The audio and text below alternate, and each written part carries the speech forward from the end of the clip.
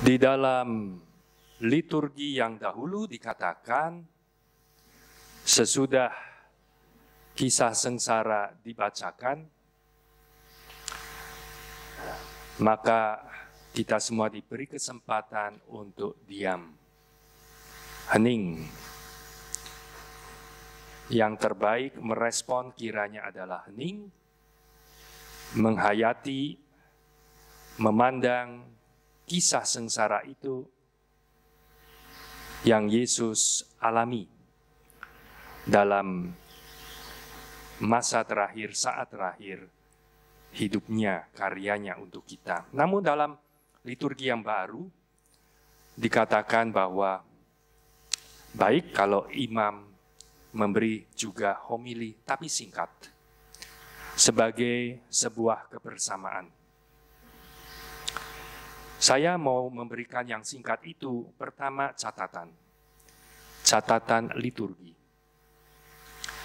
Dulu di dalam awal gereja itu, hanya ada satu perayaan, dan perayaannya ya ini,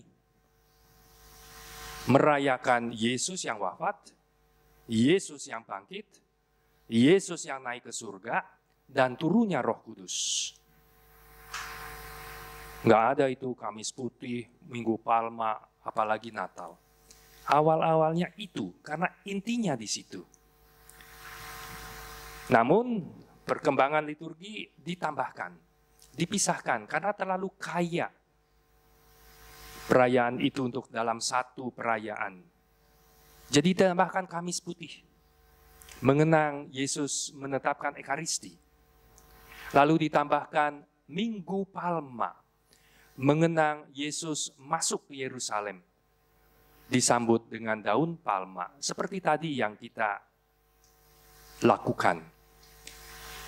Lalu makna Minggu Palma juga berkembang. Tidak hanya mengenang kejadian Yesus masuk ke Yerusalem, tetapi juga mempersiapkan kepada perayaan Jumat Agung, puncak karya Tuhan menebus kita. Maka judulnya Minggu Palma atau Minggu Palem, Minggu Sengsara, Palm Sunday of the suffering, Jesus. Jadi Minggu Palma dan Minggu Sengsara. Dan bacaan tadi, sengsara Tuhan, banyak hal yang bisa kita renungkan. Sedikit lagi catatan liturgi. Di dalam bacaan Injil selama minggu ini, umat mestinya tetap berdiri. Memang agak panjang, tetapi ya dibanding Yesus yang 3 jam di sana, belum apa-apa. Karena itu saya ingat waktu saya menghadiri juga Minggu Palma di Vatikan bersama Sri Paus di lapangan Piazza Santo Petrus, ternyata berdiri semua, biarpun dipanas di bawah terik matahari, dan Sri Paus juga. Nah, seperti tadi saya katakan, ada banyak yang kita bisa renungkan. Karena akhirnya di dalam adegan itu, Yesus menyatakan kepada kita, selain siapa Allah, siapa juga sebetulnya manusia kita ini. Makin kita merenungkan, mengkontemplasikan, kita bisa dapat banyak pencerahan. Membantu kita menemukan apa yang mesti menjadi tujuan hidup kita yang paling berharga. Dan dalam renungan yang saya mau ajak ini untuk kebersamaan kita, saya mau seperti tadi di dalam homili singkat perarakan, menghubungkan dengan pesan Bapak Suci, Uskup memasuki Pekan Suci dengan surat gembalanya itu, menjadi umat yang rajin berbuat baik. Dan kesempatan ini saya ajak juga kita sama-sama menghubungkan dengan tahun Ardas dari Keuskupan Agung Jakarta. Kita sebagai umat Keuskupan Agung Jakarta yang bicara tentang martabat manusia. Apa itu martabat? Kalau kita lihat di dalam kamus, dikatakan bahwa martabat itu adalah tingkat harkat kemanusiaan, harga diri. Kalau lihat dalam kamus bahasa Inggris misalnya, dikatakan the quality or state of being worthy, honored, or esteemed. Jadi berhubungan dengan kualitas, dengan nilai kita sebagai manusia, itu apa sejatinya? Dan merenungkan, mengkontemplasikan kisah sengsara, kita lihat Yesus, Injilnya menjungkir balikan apa yang biasanya secara alami boleh dikatakan kita menangkap yang paling berharga, yang menjadi martabat kita. Tentu yang pertama kita memahami biasa orang makin bermartabat kalau kedudukannya makin tinggi di dalam masyarakat. Maka orang juga berlomba-lomba dengan segala cara mau jadi RI 1. Karena itu yang paling terhormat. Martabat tertinggi sebagai orang di Indonesia RI 1. Kita semua sudah mulai mendengar hiruk pikuknya. Meskipun 2024 masih beberapa tahun dengan segala manuver dan mungkin juga persekongkolannya dan hoaxnya dan macam-macam.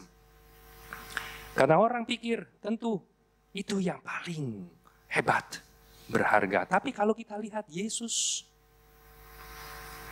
sengsara tadi kisahnya, orang yang seperti tidak punya kuasa apa-apa, tidak punya kedudukan apa-apa, dipermainkan oleh Herodes, diolok-olok oleh para pemimpin dan rakyat banyak, dan lalu dijatuhi hukuman mati oleh Pilatus. Gak punya kedudukan, kekuasaan apapun.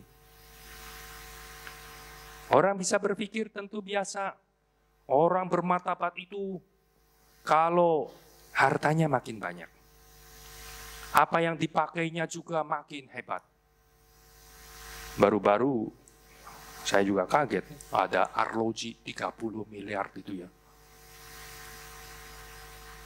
Orang juga beli, ada yang beli. Mungkin karena demikian itu martabatnya naik. Tapi Yesus, jangankan arloji seperti itu. Memang arloji zaman itu belum ada. Tapi pakaian pun dia tidak punya. Dirampasi segala sesuatu. Tidak berbusana. Dan orang bermartabat, biasanya juga kita memahami kalau penampilan kita juga makin tampan, makin cantik. Kadang kalau foto, saya jadi sadar, pasur di depannya. Kenapa? Supaya saya nggak kelihatan gendut. Sampai itu juga diperhatikan.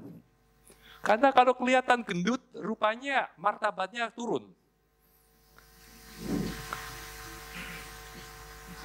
Dan banyak orang menghabiskan anggaran untuk kosmetik, bukan? Menurut ahli ekonomi, perputaran duit pertama adalah senjata, kedua kosmetik. Banyak uang untuk mempercantik, memperindah tubuh kita. Tapi dia yang tersalib, nggak ada keelokannya, nggak ada keindahannya. Nanti di Jumat Agung, Anda akan mendengar nyanyian itu, hamba menderita. Yang tadi bacaan pertama, yang ketiga dari Nabi Yesaya. Nanti di Jumat Agung yang keempat, yang lebih panjang. Dan di situ dikatakan ada ayat, ia tidak tampan. Semarak pun tidak ada, sehingga kita memandang dia. Dan rupa pun tidak, sehingga kita menginginkannya. Tidak enak dipandang orang yang babak belur begitu. Tidak ada indah-indahnya. Elok rupa, tampan, tidak ada.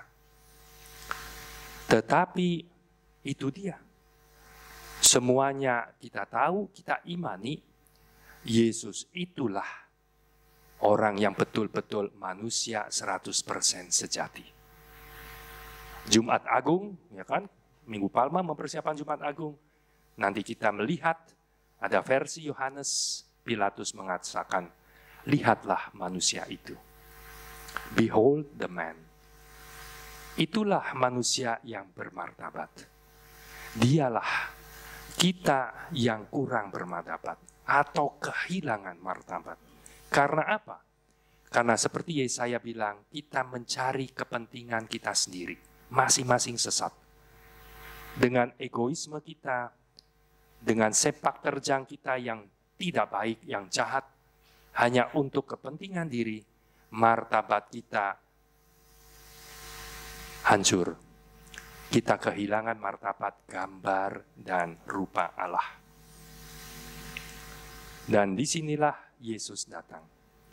Yesus datang, bahkan Yesus menderita, mau mengajak kita menemukan, memperoleh martabat yang sebenarnya. Kepenuhan hidup itu. Dan martabat itu bukan dalam hal kedudukan. Setiap pekerjaan apapun itu berharga. Yang penting dilakukan karena cinta kepada Tuhan dan sesama. Bukan dengan harta benda. Kita boleh memiliki segala sesuatu, tetapi tidak menentukan harkat kita. Bukan juga bahkan yang melekat dalam tubuh kita, semuanya akan berlalu. Dari debu menjadi debu, rabu-abu kita diingatkan. Tetapi yang menjadi martabat kita, gambar dan rupa Allah adalah seperti Yesus. Kalau kita memang berjalan dalam jalan kebenaran. Kalau makanan kita adalah melakukan kehendak Bapa. Kalau kita bisa berkorban untuk kebaikan sesama, penuh kasih. Itulah martabat kita manusia yang sesungguhnya. Untuk itulah Tuhan punya rencana kita ada dan kita ditebusnya dan kita dikuduskannya. Maka mari saudara-saudari kita lanjutkan.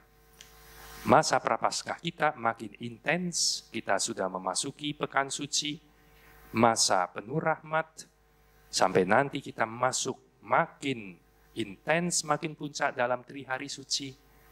Kita memetik rahmat yang kita perlukan, supaya kita bisa betul-betul Paskah.